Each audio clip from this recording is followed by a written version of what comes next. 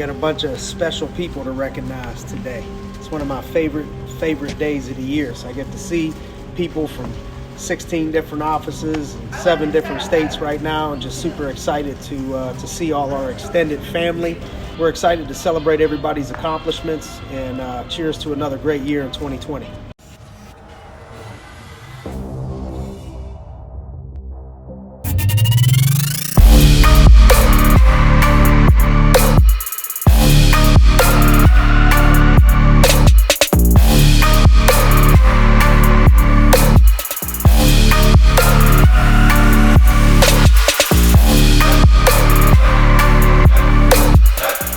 You know, this past year, we protected about 20,000 families.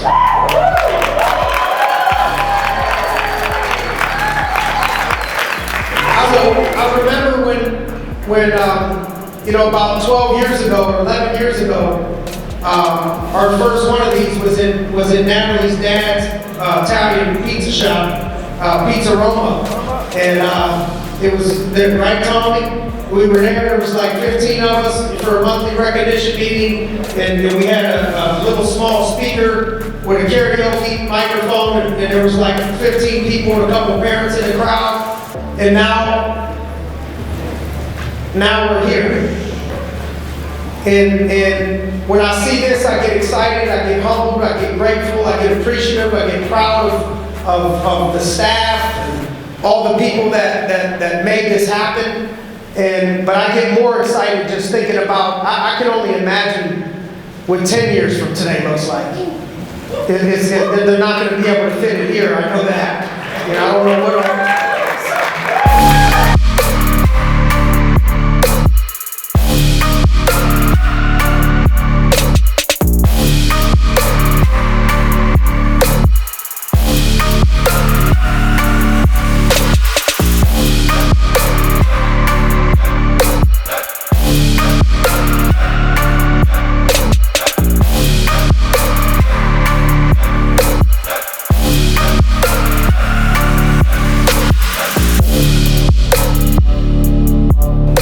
I gotta say this, it's because we're all from the same exact place, right?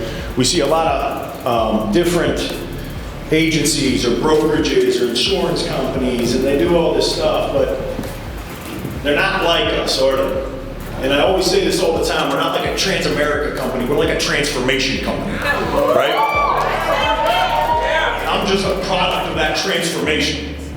Right? So if you're going to say MVP and what's the most valuable things, I think the most valuable things that this house offers us would be the most valuable promise, right? That we promise that people will be able to make an impact while they make a substantial income.